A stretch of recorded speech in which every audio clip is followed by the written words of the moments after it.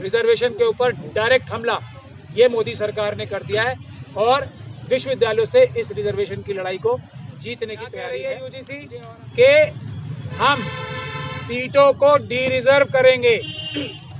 जो रिजर्वेशन की लड़ाई बाबा साहब डॉक्टर भीमराव अंबेडकर ने पूना पैक्ट के धोखे के बाद देश के शेड्यूल कास्ट, शेड्यूल ट्राइब और दूसरे वीकर सेक्शंस के लिए, ओबीसी के लिए रिजर्वेशन का जो माध्यम दिया था उसको खत्म करने की ऑफिशियल कार्रवाई शुरू कर दी गई है। रिक्रूट कर देंगे आपको। मैं बार बार गला फाड़ते फाड़ते हम इतने दिन से यहाँ मर रहे हैं, चीख रहे हैं कि ये आपके विरोधी लोग हैं, ये जो आपके गेस्ट काम कर रहे हैं। अगर आप ये आज का है रिजर्वेशन डेथ वारंट साइन हो गया, खत्म हो गया रिजर्वेशन, और अपने लोगों को ईडब्ल्यूएस में देख रहे हो आप क्या हो रहा है। देश के ईमानदार पत्रकारों का स्वागत है, आप सभी का देश के चौथे पिलर का स्वागत है। आप ही लोग देश का चौथा पिलर हो, प्रेस। मैं जो डॉक्टर ऋतु का एक आंदोलन चल रहा है, नौकरी नहीं न्याय, जिसका पहला क्या था कि बैकलॉग भरा जाए। ये बैकलॉग ऐसा जहर है जिसको हमने ख़त्म करने की ठानी है। ये डॉक्टर ऋतु का प्रोटेस्ट है। तो आप लोगों के सामने, सबके सामने है कि ये जो चोर चोरी करने जा रहे थे यूजीसी से लेके प्रधानमंत्री तक, उसको डॉक्टर ऋतु ने वक्त पे पकड़ लिया। ये उसका एग्जाम आपके सामने शेयर कर देंगे, उसको हम आपको शेयर भी कर देंगे।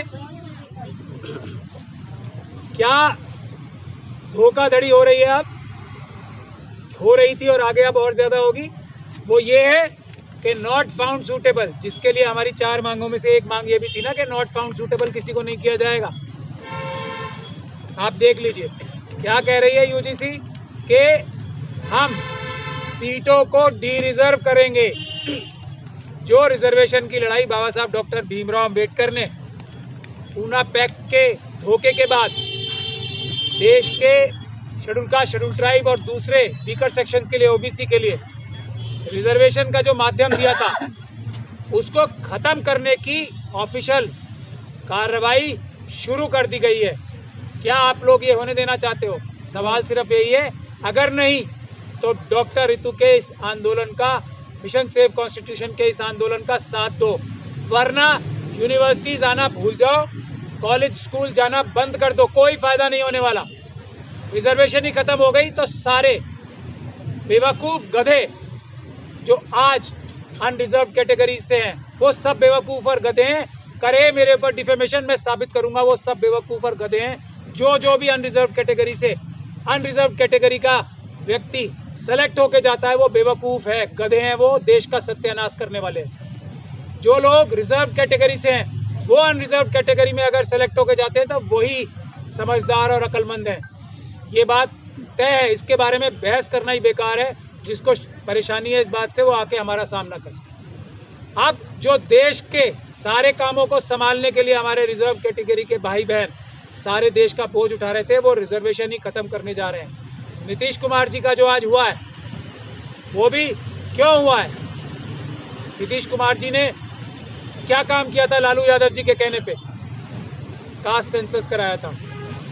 तो अब वो कास्ट सेंसस के विरुद्ध जाके ऐसी सरकार का साथ दे रहे हैं जो रिजर्वेशन ही खत्म कर रहा है। तो ये लड़ाई ऐसी लड़ाई है, इसीलिए 6 तारीख को, अब हम ज्यादा बातें नहीं करेंगे, अगर आपने अपने बच्चों को पढ़ाना लिखाना और उसके बाद देश को संभालने का काम करवाना है, नौकरियों के जरिए, बिजनेस के जरिए या किसी भी जरिए से, तो 6 तारीख को आप लोग आए सुबह 10 बजे यहीं पे और ये लड़ाई जीतने की तैयारी करें। हम लोग आधी से ज्यादा लड़ाई जीत चुके हैं। पंजाब के लोगों ने इस लड़ाई का इंतजाम जो ऐलान किया है 6 तारीख को, 6 फरवरी सुबह 10 बजे आर्ट्स फैकल्टी गेट नंबर 4 सभी बंदिशें तोड़कर आप लोग आए और रिजर्वेशन बचाएं। अब सीधा सीधा लड़ाई हो गई है रिजर्वेशन बचाने की।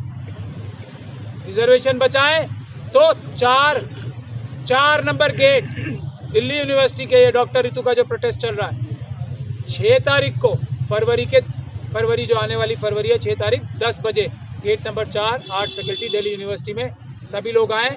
रिजर्वेशन के ऊपर डायरेक्ट हमला ये मोदी सरकार ने कर दिया है और विश्वविद्यालयों से इस रिजर्वेशन की लड़ाई को जीतने की तैयारी है। मुझे और आज आप लोगों से कुछ नहीं कहना, सिर्फ एक ही मैसेज है, 6 तारीख को सबको आना है, gate number 4 arts faculty, Delhi university. धन्यवाद। मैं अब डॉक्टर रितु से कहूँगा कि 2-2 मिनट में ही सब अपनी बात खत्म करें। बहुत शुक्रिया साथियों, सारी चीज़ें प्रातः साहब ने बिल्कुल क्लियर कट बता दी। मैं आ रही है बस, मैं आपको ये सारी चीज़ें बताना चाह रही हूँ कि अब आप देख लो, ये देख लो डेथ। ये यूजीसी कह रहा है कि हम एक स्पेशल कमेटी बनाएंगे जी, उसके लिए अभी हमने उनको दिया है, वो अपना फैसला देंगे। बिल्ली, हाँ, डेथ वारंट हमारा साइन कर दिया और बिल्ली के हाथ में दूध की रखवाली दे दी। बिल्ली कौन? जो यहाँ पे उनके रिश्तेदार यूनिवर्सिटी बैठी है, इन्हीं में से कमेटी बनेगी, इन्हीं को दिया जाएगा, यही उस पर डिसीजन देंगे, स्क्रीनिंग करके बताएंगे जी हाँ ऐसा ऐसा होना चाहिए। फिर ये अपना रिप्लाई यूनिवर्सिटी में देंगे कि हाँ जी इतनी इतनी पोस्ट खाली है, हमने इतना एनएफएस कर दिया, नॉन टीचिंग में भी और नॉन टीचिंग में भी। अब आप इसको डी रिजर्वेशन करके ये वैकेंसीज को जनरल कर दो और इस पे आगे कोई भी इंटरव्यू दे तो फिर इन्हीं के गधे घोड़े उस वैकेंसी पे सिलेक्ट हो जाएंगे, रिक्रूट कर देंगे उनको। आपको मैं बार बार गला फाड़ते फाड़ते हम इतने दिन से यहाँ मर रहे हैं, चीख रहे हैं कि ये आपके विरोधी लोग हैं, ये जो आपके गेस्ट काम कर रहे हैं। अगर आप ये आज का है रिजर्वेशन, डेथ वारंट साइन हो गया, खत्म हो गया रिजर्वेशन। और अपने लोगों को ईडब्ल्यूएस में देख रहे हो आप क्या हो रहा है, किस तरीके से भर्ती पे भर्ती, भर्ती पे भर्ती, भर्ती पे भर्ती। अपने लोगों को रिजर्वेशन देके इस नॉर्मल तरीके से भी अंदर लाना और ईडब्ल्यूएस के राही भी। आप कहाँ पे हो, कब जागोगे? सब खत्म। अभी भी नहीं जागे तो फिर कभी नहीं जागे। और हम मुखोर होके ये बात मैं आपको बता रही हूँ, जिस तरीके से हम लड़ाई लड़ रहे हैं कोई लड़ाई नहीं लड़ेगा ऐसे। आपको आगे नहीं आना, वॉर जोन में हम आगे खड़े हैं आपको पीछे रहना है, लेकिन कम से कम आओ तो सही।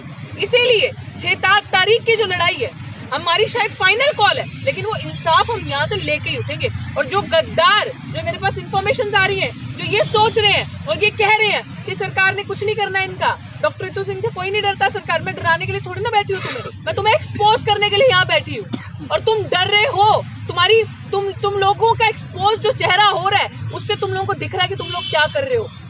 तभी तुम लोग हड़फड़ाए हुए हो कि क्या करना है। इसलिए यूनिवर्सिटी का भगवाकरण हो रहा है, इसलिए यूनिवर्सिटी के मेन एजेंडे शिक्षा को हटा के धर्म के एजेंडे पे यूनिवर्सिटी को खींचना शुरू कर दिया, क्योंकि तुम लोगों के पास हमारा कोई वो नहीं है तोड़। और अब मैं ये चीज क्लियर करना चाहती हूँ अपने समाज के सामने भी कि फैसला आपके हाथ में है। हमने तो आपको बता दिया कि जंग के मैदान में भी, मान सम्मान की लड़ाई में हम आपके लिए फ्रंट में खड़े हैं, लेकिन अगर इस डेथ नोटिस को आप चाहते हो कि वापस जाए इस तरीके से, तो आपको साथ आना पड़ेगा 6 तारीख को।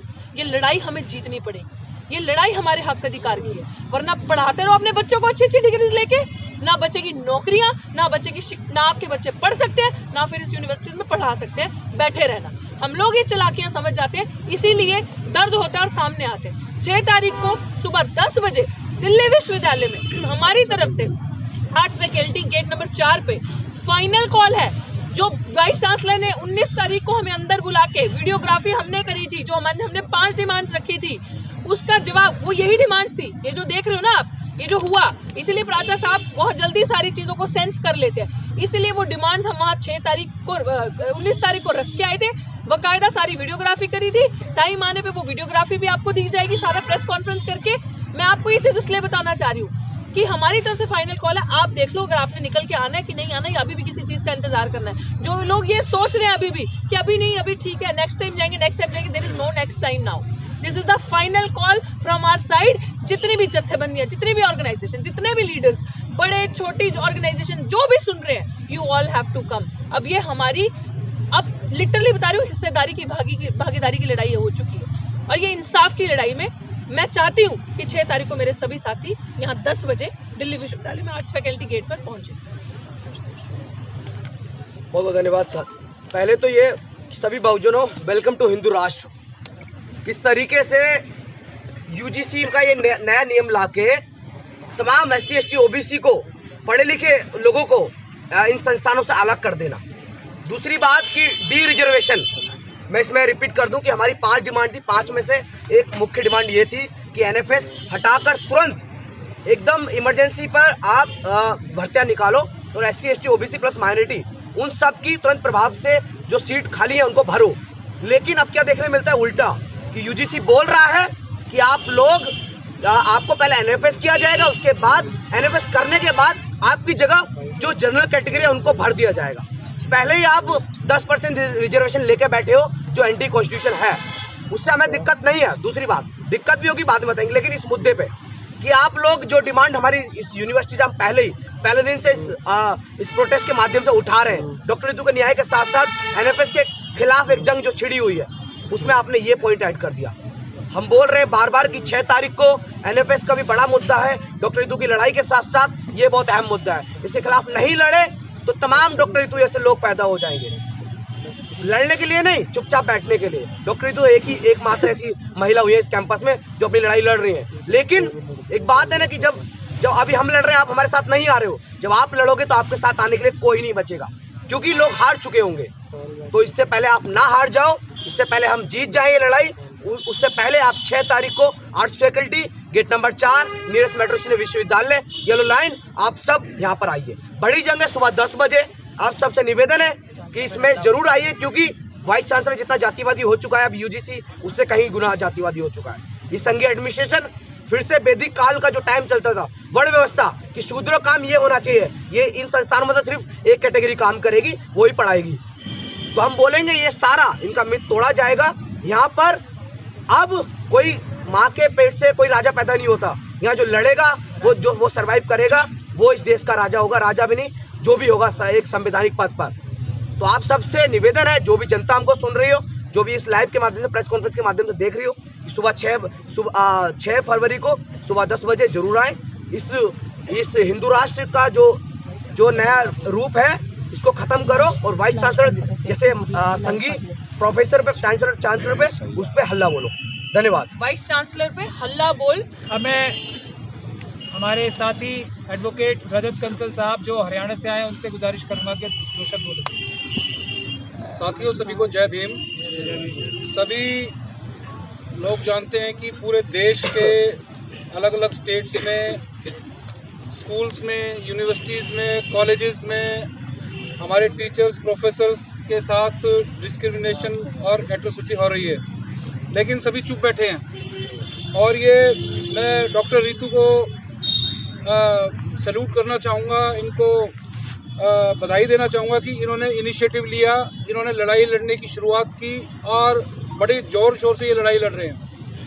दूसरा दुख की बात ये है कि दिल्ली में सुप्रीम कोर्ट है, दिल्ली में प्रेसिडेंट ऑफ इंडिया है, दिल्ली में SC commission, national commission for schedule caste है, जिसका काम ही एससी एसटी कम्युनिटी के लोगों के राइट्स का प्रोटेक्ट करना है। लेकिन बड़े दुख की बात है, भारत की राष्ट्रपति द्रौपदी मुर्मू जी बिल्कुल चुपचाप बैठी हुई हैं। चीफ जस्टिस जो ह्यूमन राइट्स का एक नुमाइंदा होने का ढोंग रचते हैं, वो चुपचाप बैठे हुए हैं। एससी कमीशन चुपचाप बैठा हुआ है, और दिल्ली पुलिस और यूनिवर्सिटी प्रशासन खुले आम एससी एसटी कम्युनिटी के लोगों के साथ, खासतौर पे डॉक्टर रितु के साथ जो इन्होंने किया है वो नाकाबिले बर्दाश्त है। इन्होंने बताया, डॉक्टर रितु ने भी मुझे बताया कि इनके वाइस चांसलर के खिलाफ, रजिस्ट्रार के खिलाफ और 1-2 और ऑफिशियल हैं, उनके खिलाफ एससी एसटी एक्ट में मुकदमा दर्ज हुआ विदाउट अरेस्ट। दिल्ली पुलिस ने सरेआम कॉन्स्टिट्यूशन की, लॉ की, एससी एसटी एक्ट की, सीआरपीसी की धज्जियां उड़ाते हुए आउट ऑफ वे जाकर उनको बचाने के लिए, और इन्होंने विदाउट अरेस्ट चालान कोर्ट में दे दिया। हमने ऐसा पहले कभी नहीं सुना, ऐसे पहले कभी नहीं सुना। ये पराशा साहब बैठे हैं, और ये सारा का सारा आउट ऑफ वे जाकर काम क्यों किया जा रहा है भाई? केवल तुम अपने 1-2 आदमियों को बचाने के लिए कानून की धज्जियां उड़ाने का काम कर रहे हो, एससी एसटी एक्ट की धज्जियां उड़ाने का काम कर रहे हो, ये नहीं चलेगा। पीछे हमारे साथी ने, रितु ने यहाँ पे धरना किया था, पूरे भारत से यहाँ पर लोग आए थे, बहुत क्राउड हमारे समाज का इकट्ठा हुआ था, और दिल्ली पुलिस ने उन पर लाठियाँ चलाने का काम किया था, उनको अरेस्ट करने का काम किया था। आप हमारे ऊपर लाठियाँ चलाओ, हमारे ऊपर मुकदमे दर्ज करो, और हमको इस चीज़ से कोई फर्क पड़ने वाला नहीं है।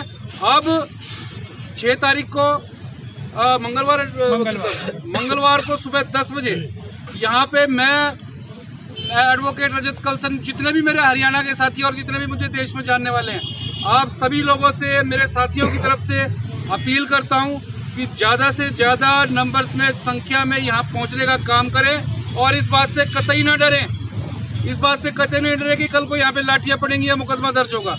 और साथियों, जब तक हम पर लाठियाँ नहीं पड़ेंगी, मुकदमा दर्ज नहीं होगा, हमारा समाज मजबूत नहीं होगा। हम लोगों को ऐसी लड़कियाँ बहुत कम मिलती है जो अपने दम पर इतनी बड़ी बड़ी लड़ाइयाँ लड़ने का काम करती हैं। तो 6 तारीख को सभी साथी अपने काम धंधे छोड़ दो भाई एक दिन के लिए और यहाँ पे आओ, और इस बार हमें यहाँ से जस्टिस लेके उठना है। ऐसा नहीं है कि नेक्स्ट डेट हम रखते हैं। एक बार इसी के साथ मैं अपनी बात खत्म करता हूँ। सभी को जय भीम जय भारत। धक्का क्यों दे रहे हो यार? रुक जाओ, रोक रहा हूँ मैं तेरे को, आगे बढ़ मैं आगे तो बढ़ा ही नहीं। तो आगे तो बढ़ा तब। सारे देशवासियों को जय भीम। देखिए, जैसा कि सब हमारे साथियों ने कहा, खासकर मेरे बड़े भाई मेंबर साहब ने कहा कि लड़ाई जो है आपके हक और हकूक की लड़ी जा रही है। एक बात ध्यान देना, मैंने या सब ने उनको भी जलते, उनको भी दफन होते देखा है, जो इसलिए आगे घर से निकल के नहीं आए कि कहीं मारे न जाए। डॉक्टर अम्बेडकर ने कहा था कि जिंदगी लंबी नहीं, छोटी हो लेकिन शानदार हो। तो ये आपके हक हकूक की लड़ाई लड़ी जा रही है। एक लड़की हमारी समाज की बहन बेटी सिंगनी की तरह आज 154 दिन से यहाँ दहाड़ रही है। हर मौसम को झेला है उसने, और हमने सबने साथ में झेला है। मैं महमूद प्राजा साहब के बैनर तले जो लड़ाई लड़ी जा रही है, ईवीएम की हो, डॉक्टर रितु की हो, उसने हमने ठाना है कि चाहे सूरज चांद उगन से रह जा, धरती चाहे हिल जाए, आसमान चाहे स्थान छोड़ के पृथ्वी से आ मिल जाए, हम तो यहाँ से उठाएंगे नहीं, चाहे प्राण हमारे यहीं निकल जाए। तो साथियों, आप सबसे गुजारिश यही है कि आने वाली 6 तारीख को दल बल के साथ में अपनी घर से महिलाओं को भी साथ जरूर लेके आएँ, ताकि उन्हें भी लगे कि हम कौन सी लड़ाई लड़ रहे हैं, किसके हकूक की लड़ाई लड़ रहे हैं। जय भीम, धन्यवाद।